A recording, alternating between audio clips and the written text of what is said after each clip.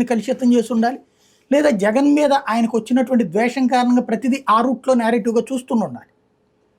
దానికి ఒక సామాన్య కార్యకర్త ఎవడైతే మందు కొట్టేసిన తర్వాత ఆవేశంగా తన శత్రువుని తిడతా ఉంటాడో అలాంటి తాగుబోతు మాటల్లాగా మాట్లాడకూడదు కదా మనం. అలాంటి దరిద్రపు మాటలు మాట్లాడకూడదు కదా మనం. నువ్వు నీ స్థాయి ఏంటి?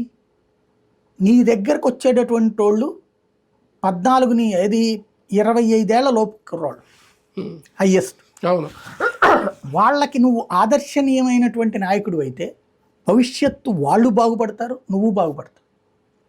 కానీ వాళ్ళను ఒక రాక్షసుల్లాగా తయారు చేస్తానంటే ఎట్లా? వాళ్ళకి అసలు ఈ సమాజం పట్ల బాధ్యత లేకుండా తయారు చేస్తానంటే ఎట్లా? వాళ్ళని ఈ విధంగా నేరేటివ్ వైపుకి తీసుకెళ్తే ఎట్లాగా?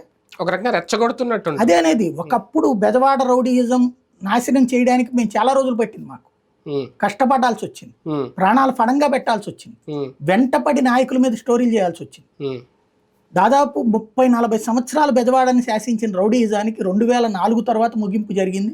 వెంటాడి వేటాడగా మీడియా ఆ రోజున కొత్త మీడియా కాబట్టి. ఇవాళ రోజున రౌడీయిజాన్ని పార్టీ నాయకులు ప్రోత్సహిస్తే ఎలాగా? చంద్రబాబు నాయుడు ఏమో గాజు గ్లాస్